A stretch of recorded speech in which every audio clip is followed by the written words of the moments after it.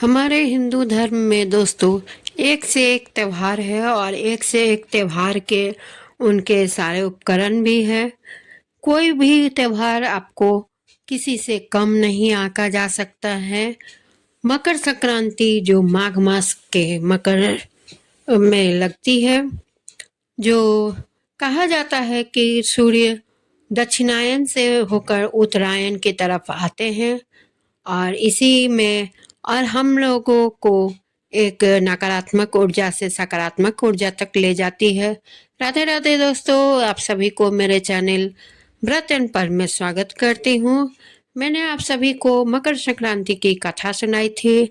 अभी मैं आपको ले चलती हूँ मकर संक्रांति हमारे हिंदू धर्म में इतनी प्राथमिकता क्यों है। आइए जानते हैं ये सब सभी आपको मेरे चैनल में। पौष मास में जब सूर्य धनु राशि को छोड़कर मकर राशि में प्रवेश करता है, तब मकर संक्रांति का पर्व मनाया जाता है। और सूर्य धनु राशि से मकर राशि में प्रवेश करता है, इसलिए इसे मकर संक्रांति के नाम से भी जाना जाता है।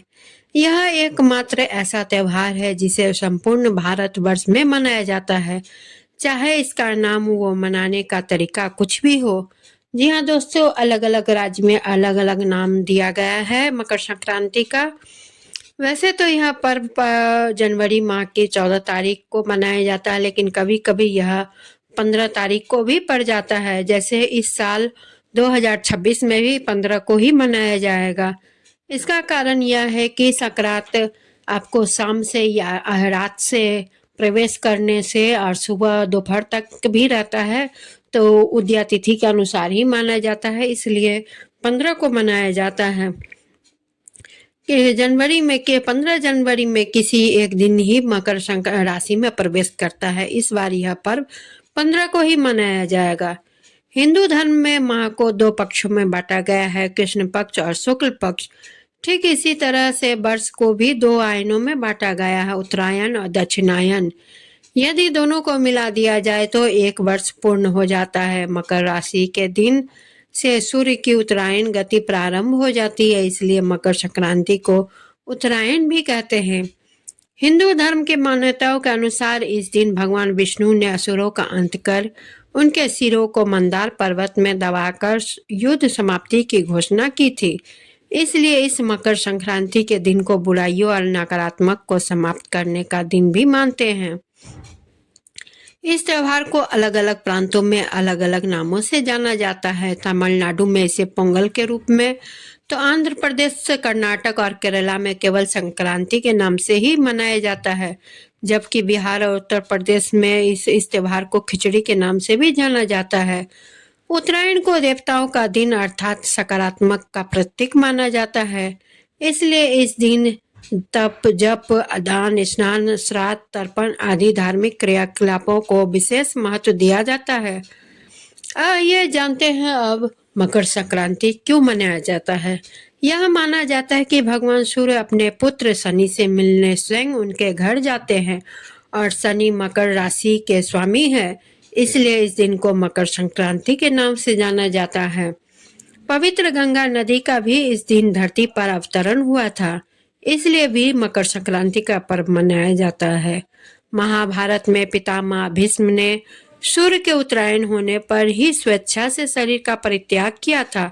इसका कारण यह था कि उत्तरायण में देह छोड़ने वाली आत्माएं या तो कुछ काल के लिए देवलोक में चली जाती है या पुनर्जन्म के चक्र से उन आत्माओं को छुटकारा मिल जाती है, जबकि दक्षिणायन में देह छोड़ने पर आत्मा को बहुत काल तक अंधकार का सामना करना पड़ सकता है। स्वयं भगवान श्री कृष्ण ने भी उत्तरायण का महत्व बताते हुए कहा कि उत्तरायण के 6 मास के शुभ काल में जब सूर्य देव उत्तरायण होते हैं और पृथ्वी प्रकाशमय रहती है, तो इस प्रकाश में शरीर का परित्याग करने से व्यक्ति का पुनर्जन्म होता है नहीं होता है और ऐसे लोग सीधे ही ब्रह्म को प्राप्त करते हैं और पृथ्वी अंधकारमय होती है। इस अंधकार में शरीर त्याग कर पुनः जन्म लेना पड़ता है। अनेक स्थानों पर इस त्योहारों पर पतंग उड़ाने की परंपरा भी प्रचलित है।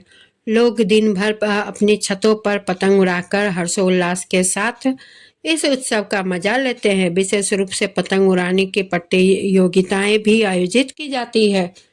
पतंग उड़ाने के पीछे धार्मिक कारण यह है कि श्री राम ने भी पतंग उड़ाई थी। गुजरात और सौराष्ट्र में मकर संक्रांति पर कई दिनों का अवकाश रहता है और यहाँ इस दिन को भारत के किसी भी अन्य राज्य की तुलना में अधिक हर्षोल्लास से मनाया जाता है।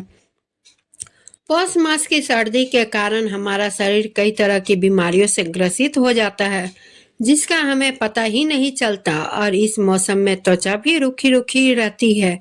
इसलिए जब उत्तरायण होता है तब इसकी किरणें हमारे शरीर के लिए औषधि का काम करता है और पतंग उड़ाते समय हमारा शरीर सीधे सूर्य की किरणें के संपर्क में आता है, जिससे अनेक शारीरिक रोग जो हम जानते नहीं उसे वह स्वतः ही नष्ट हो जाते हैं।